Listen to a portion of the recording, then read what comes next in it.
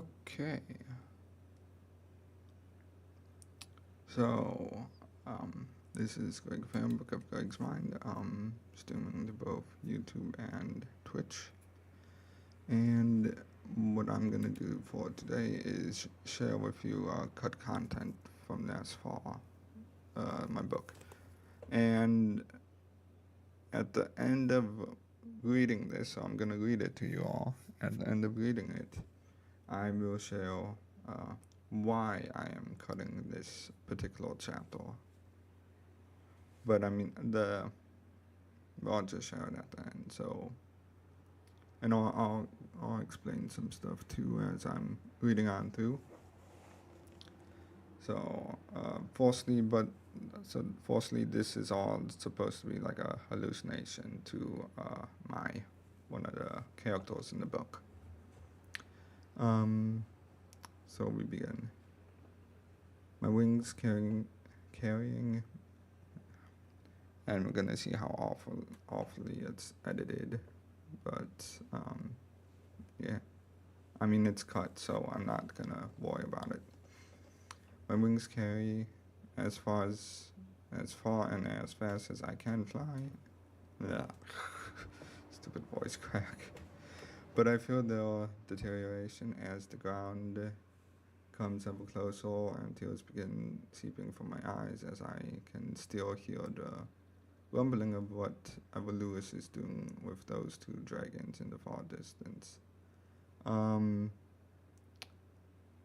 Yeah, all of it is gonna be cut. Like, Lewis is doing nothing with dragons right now. Oh, and this is the well, it says Act 4, but it would have been in Act 4 if I started it, but if I were to keep it, but it's not gonna be in anything. Try not to panic, and the ground coming closer, the shadows reach for me. One touches my leg as my leg feels heavier and my flight is shaken. Another to my arm as I continue to gain weight from their touch, yet I look no different. I just feel heavy. So all of this is just reused in different ways in the actual book when I get to that point.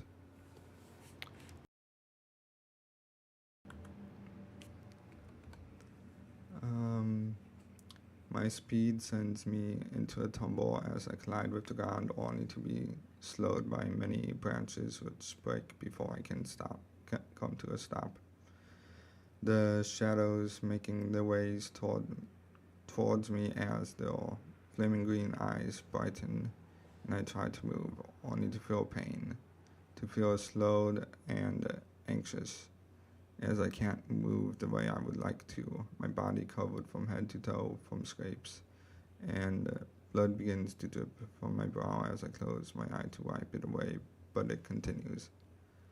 My clothing torn, even my skirt is ripped as blood starting to ooze forth from my cuts. I pick myself back up, staring at the damage I've just caused to Mother Terra with my collision, and I bow, apologizing to the trees, even through tears that keep flowing down my face.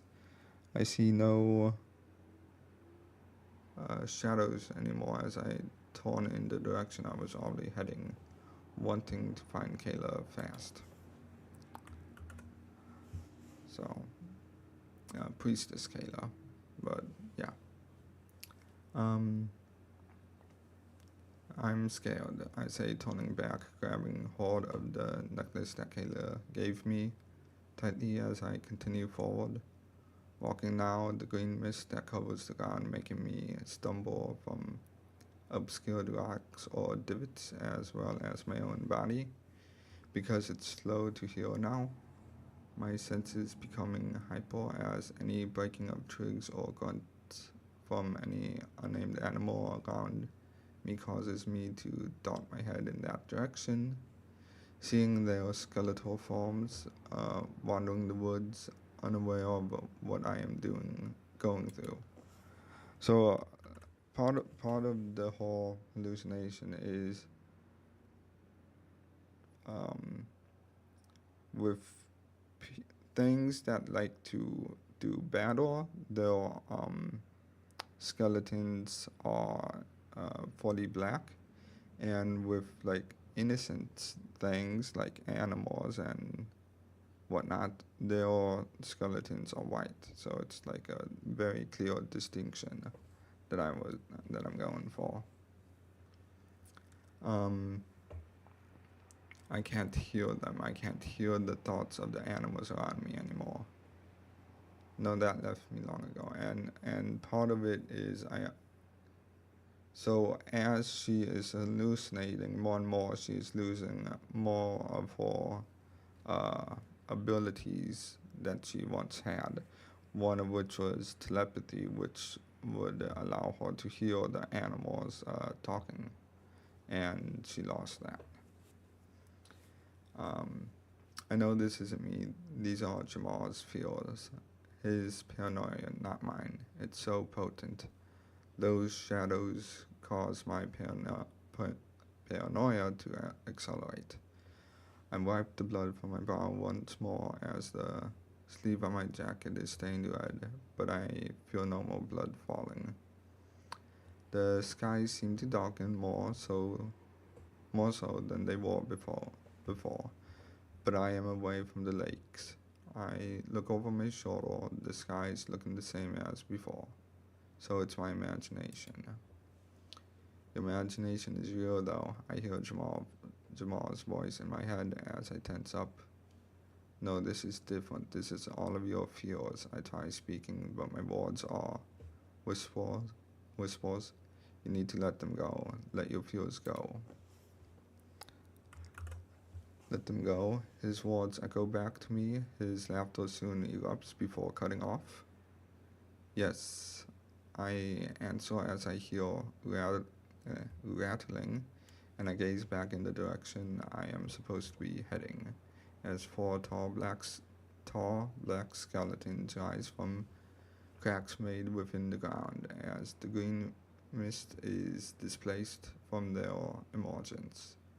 Green fires burn in their chest cavities and in their eyes as the shadows have gained a solid form, and I freeze as I gaze at them, walking towards me.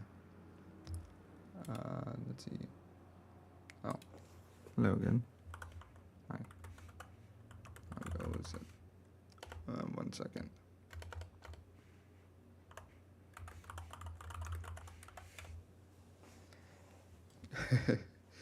So, um, as the shadows have gained a solid form, and I freeze as I gaze at them walking towards me. This is all in my imagination. I conform to myself as I continue walking. My body sluggish. I ignore them. The skeletons watch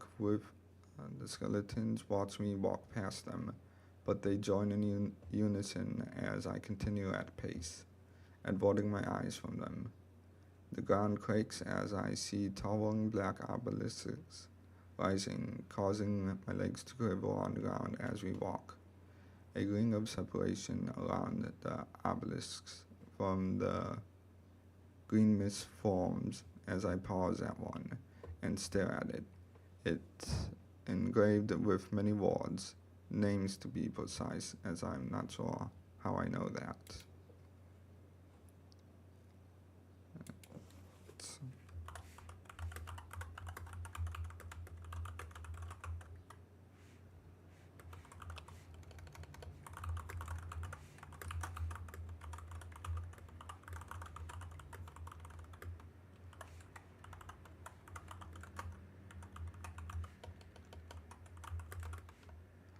1 second.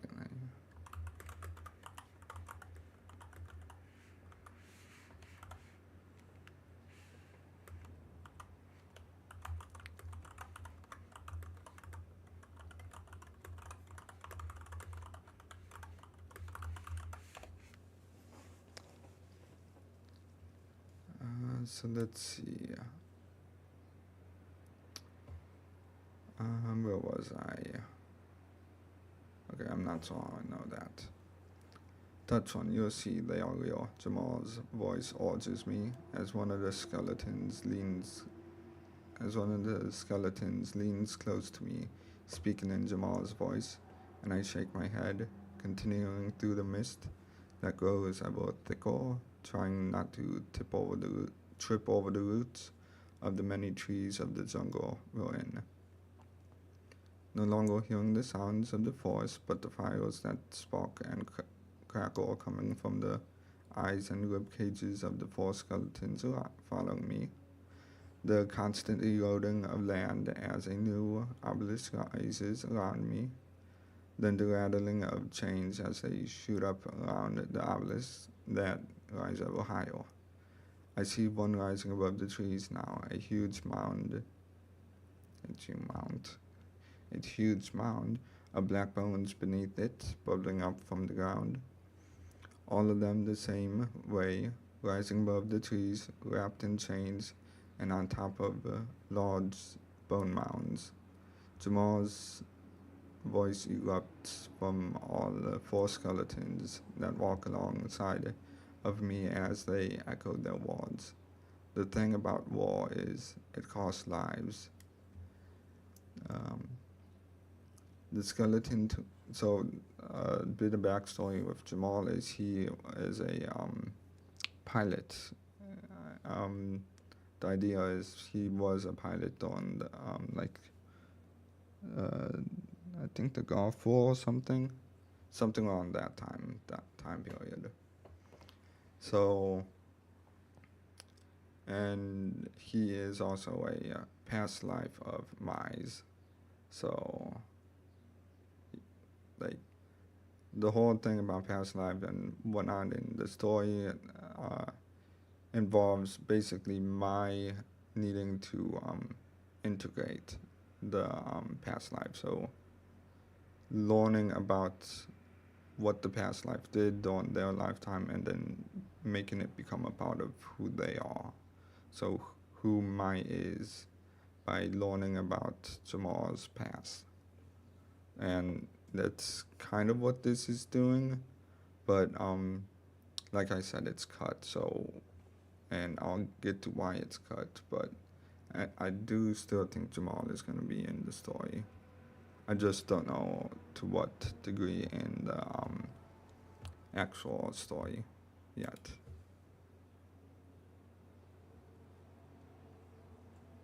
Will do. Yep.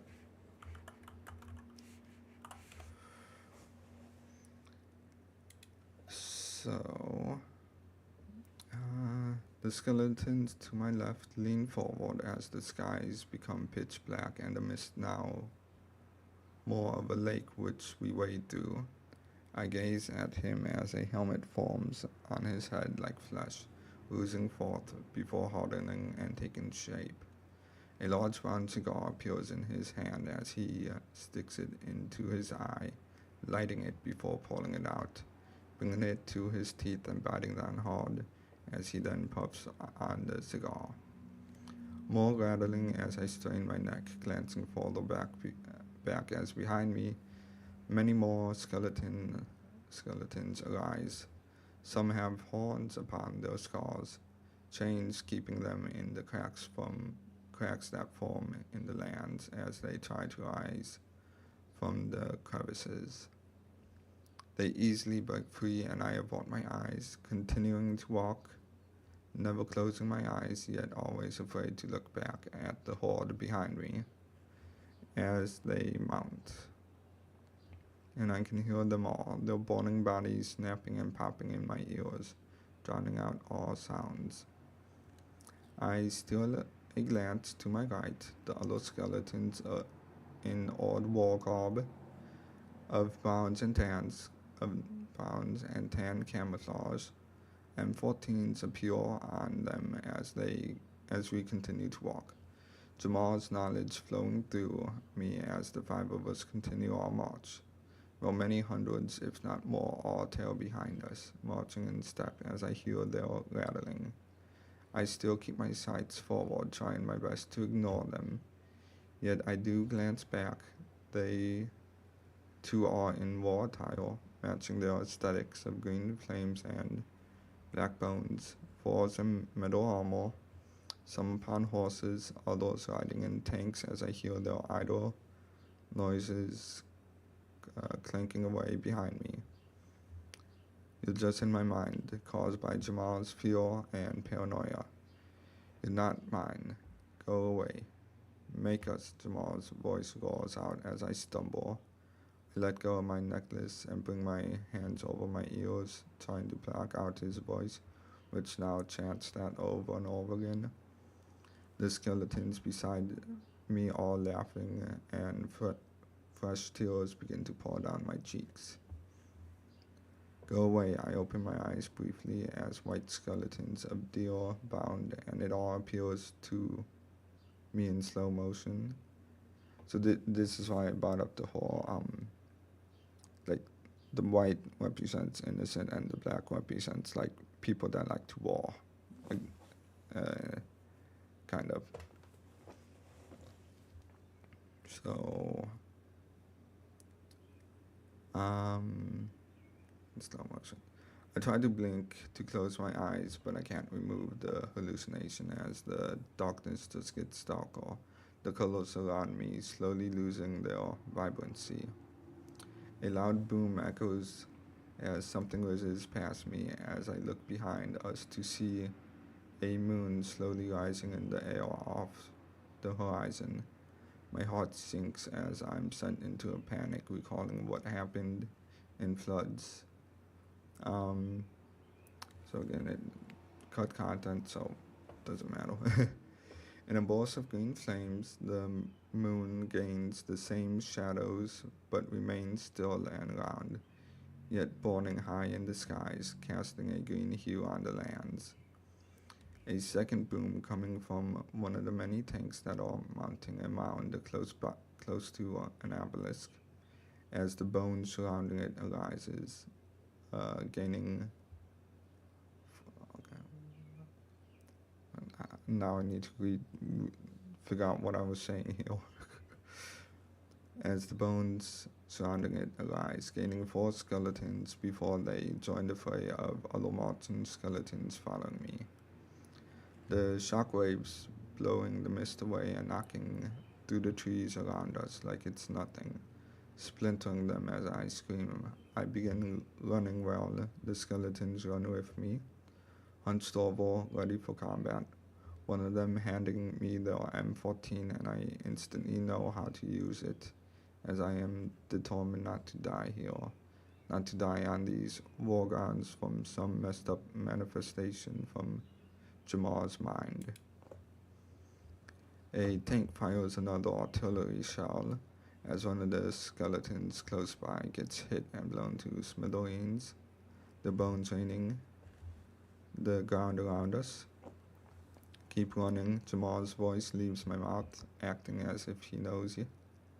Yet I've become nothing more than a vessel for his delusions, and while I still feel every bit of his lack of sanity, I am still very much a part of this. I know I asked for this. So, up until this point, like, she has been constantly, like, she doesn't like Lewis, and at least in this version. I mean, she still doesn't like Lewis in the story that we're gonna get, but in particular, she doesn't like Lewis a lot more in this version. So she has been asking to go with one of the other burdens, of which there are 7, and that is the burden of wrath, which would be war and stuff. But like, this is like telling her she didn't want to do that, or at least that's the idea. So let's see. Okay, so I asked for war, recalling wanting to switch burdens. Lewis was right. I don't want war. I don't want this. Another artillery shell is fired, missing the 4 of us, yet blowing up one of the many mounds of skeleton bones that hoard the obelisks atop them. the bones landing all around me as the two to my right break off. So there's four skeletons with four like following her, and two of them just took off to the right. Hiding behind a bottle, and I joined the one with the cigar in his mouth on the left as we duck behind another rock as the numerous tanks approach us.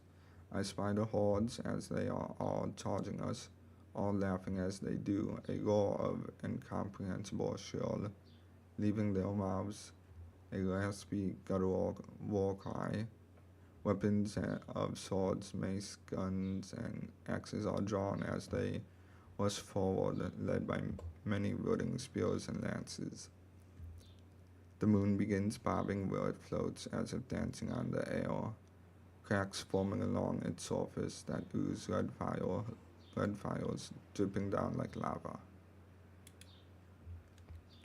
Um, Eyes wide with fright, I duck back down as the skeleton, still with the cigar in his mouth, brings his helmet forward, fidgeting with his gun. He makes sure that the magazine is loaded and readies himself, grinning at me. Then he pours from the green flaming fires within his rib cage a string of grenades.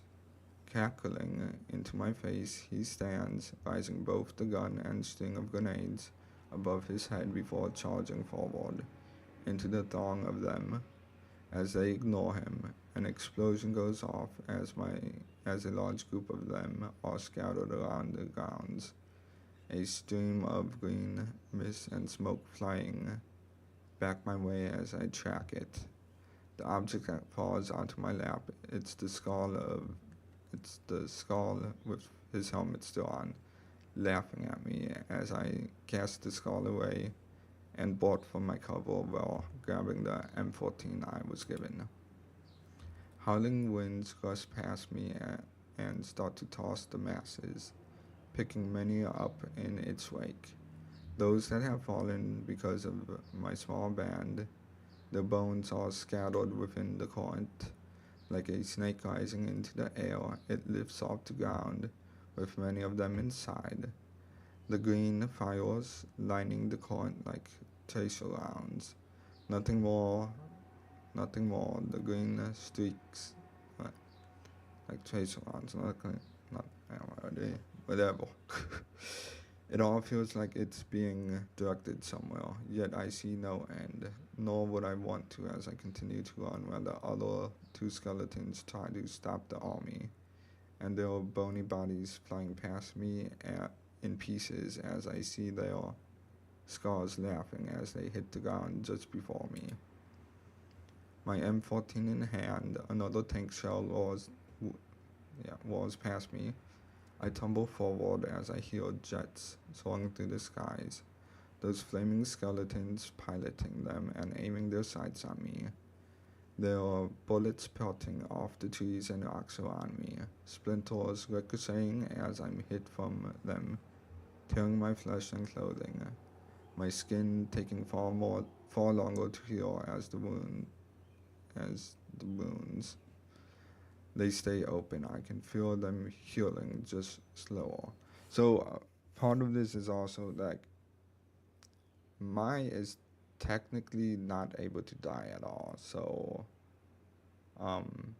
but because of the hallucination, everything that like could and would protect her is like lessening, because like fear is causing her to not be able to um, like retain being basically immortal. So, and I mean, we cover that a lot better in the edits that I'm doing to the what we're gonna see in the actual story, not the cut section.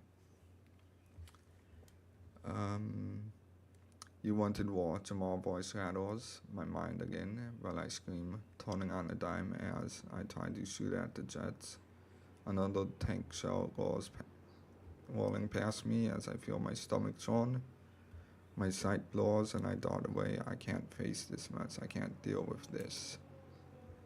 Rumbling shakes the ground around us as I stumble.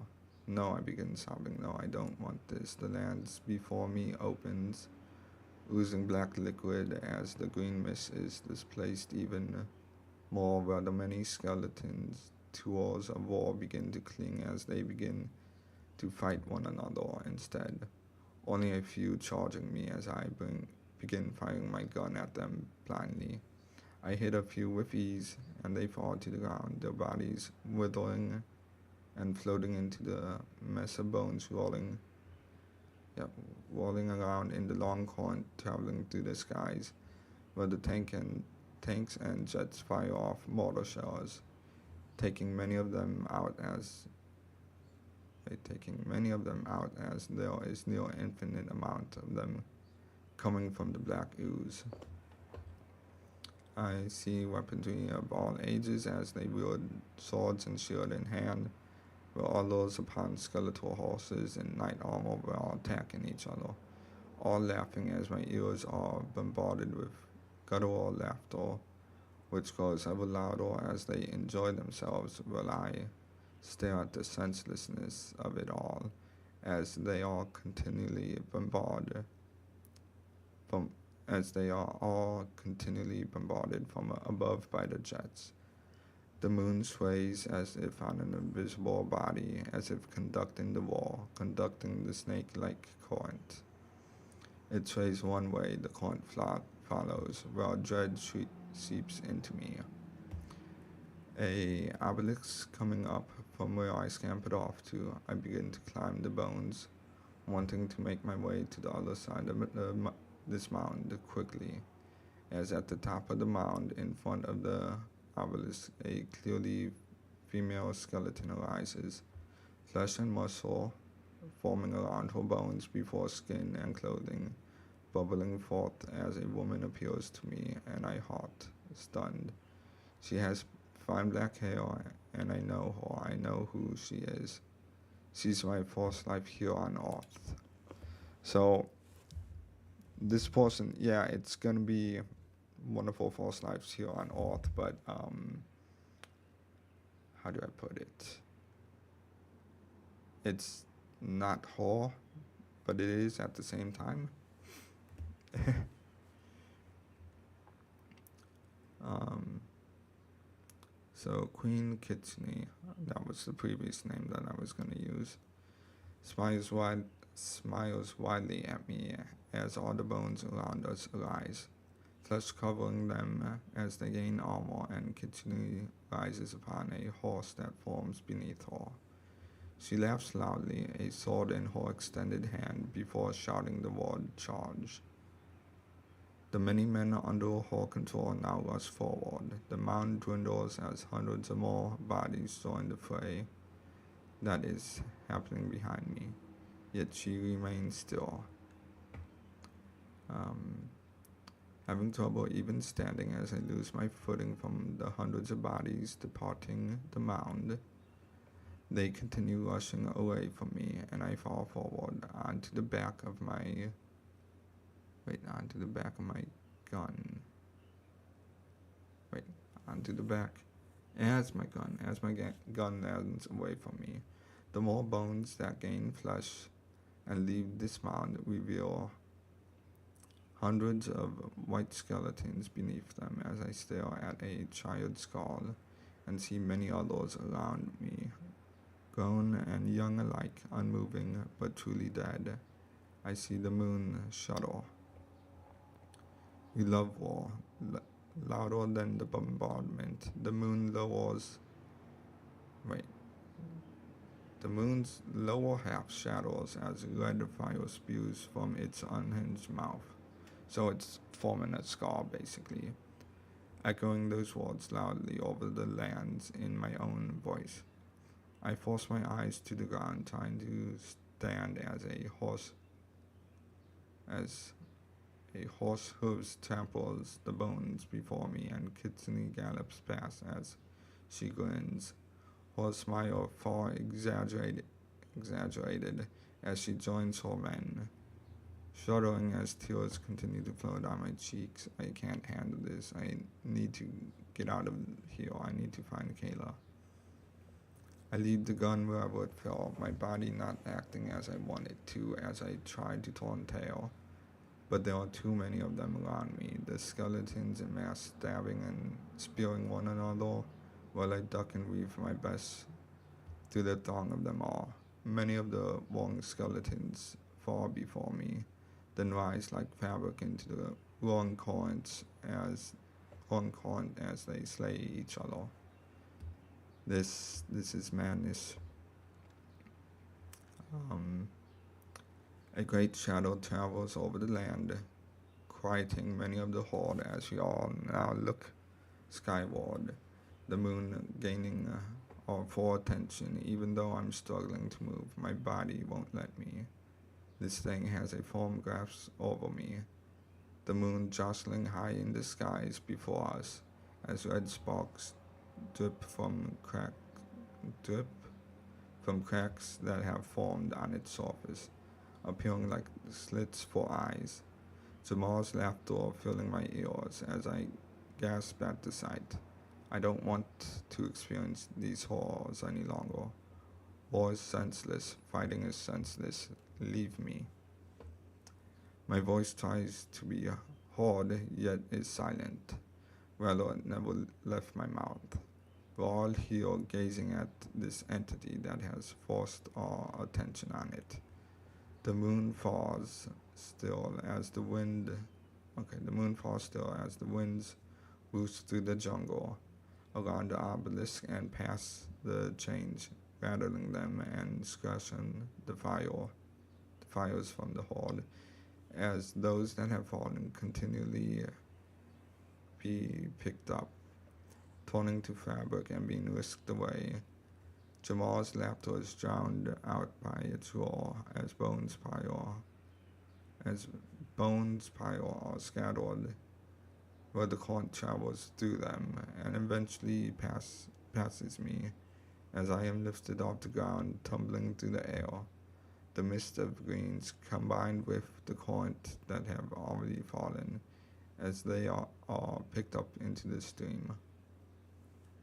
Soaring past Kitsune below us, I see her being stabbed through by many of the skeletons with their spears and swords as they all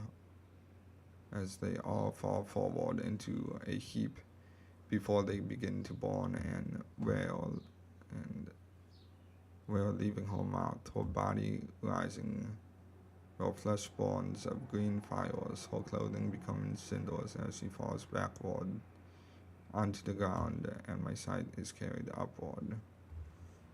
I have no control here as I continue my ascent with the horde of skeletons, while the winds whip us around, the trees blowing harder as the moon high in the blackened sky splinters from the sudden cracks enlarging.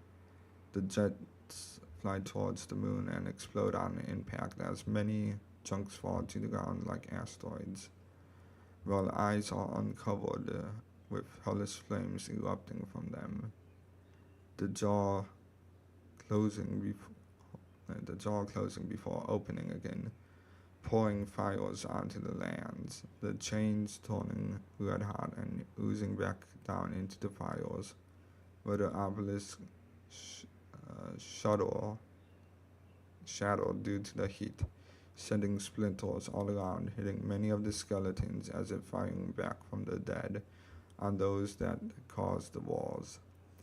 The tanks that once churned with life melt into the fires, nothing left standing besides the bordering trees and the jungle and those skeletons still roaring, new sores continually arising. Yeah, my nose was itchy.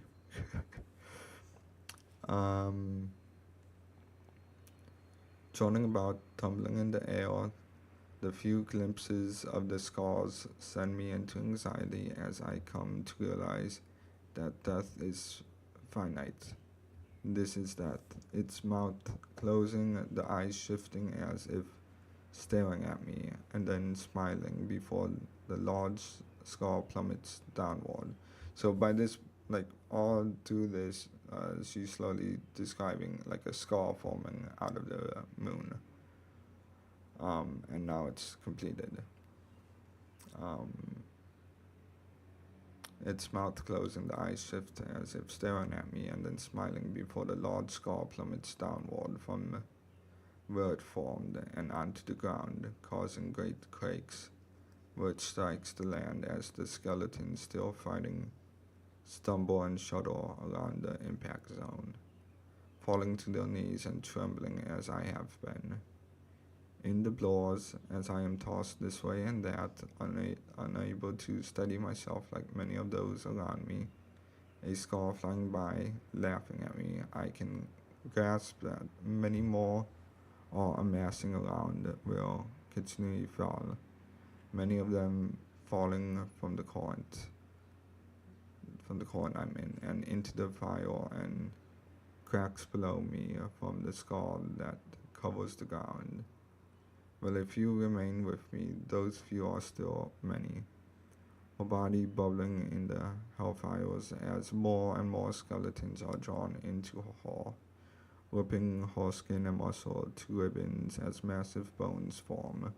A white skeleton ribcage rising, its lower extremities covered in the ground, as if buried.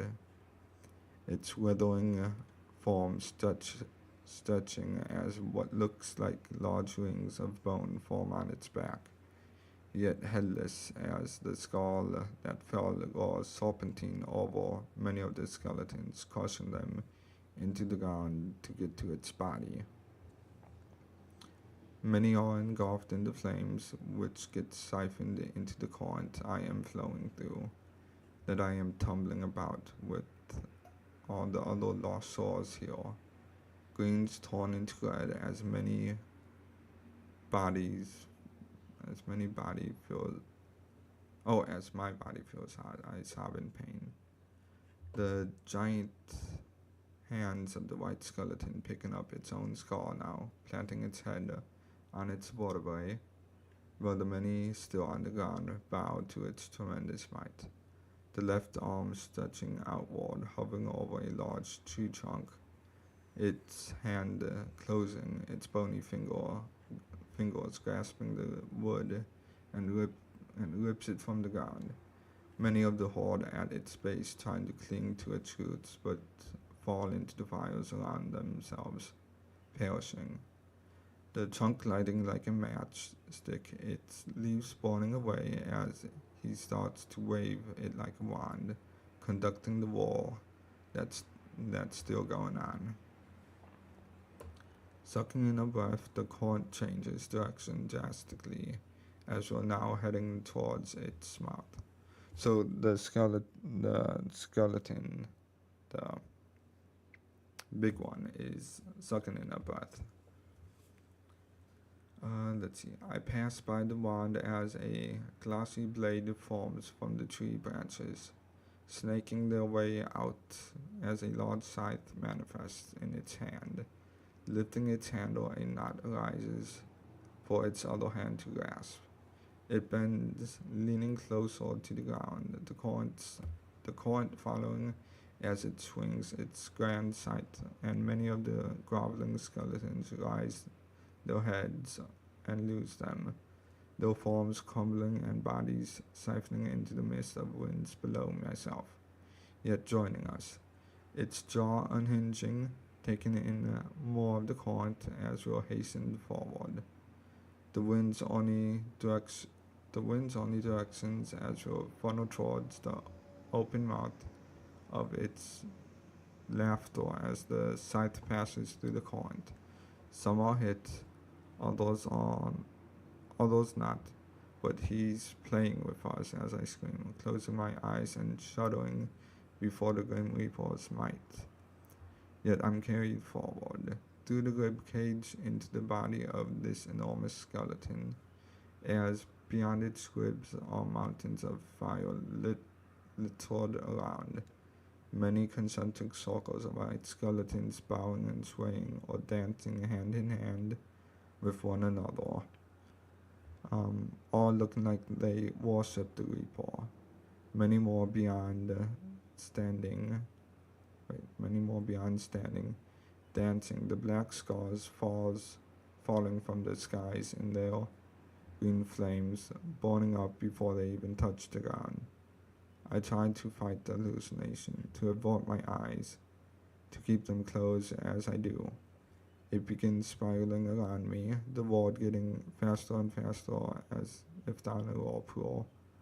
Well, I hope to perish the vision. My mind's eye blooming forth and showing me a ring of a single dragon eating itself. The Ouroboros, the continuous cycle on repeat as I pass through the faded form in my mind and fall hard onto the ground. I have no idea where I'm at when I. Okay, so. Yeah, so basically that is the reading. So why I am cutting this is because I planned something completely different for the scene. I mean, I do think I'm gonna keep the majority of how I described the Grim Reaper into the chapter, but the idea right now is gonna be there is gonna be a large actual war in the story where they are fighting basically the manifestation of death. That is the idea. And when I wrote this, the entirety of the story was actually going to be centered around no fights, nothing like that. But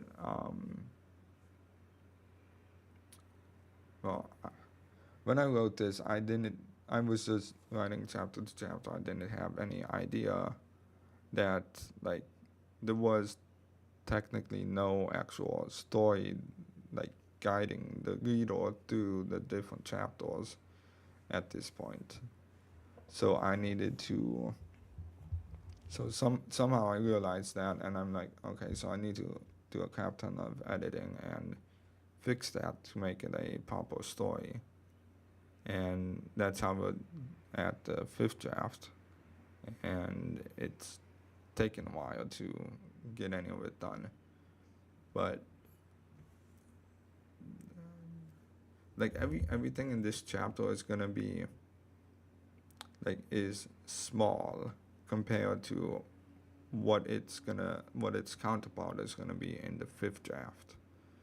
So like all these aspects are like here, but they don't work for the 5th draft. And in the 5th draft, it's gonna be like amplified by like 20 times. Like all of this is amplified, so it's even bigger. But that is kind of all I wanted to share for today, for the stream. I'm kind of having writer's block lately, so I haven't had much to do with the story, but I thought I could at least share this. So like, share, subscribe, hit the notification bell if you liked it. I will get back to doing proper book stuff and maybe some video games later, but that's kind of it. Have a good day, good night, wherever you are, and we'll see each other next time. Goodbye.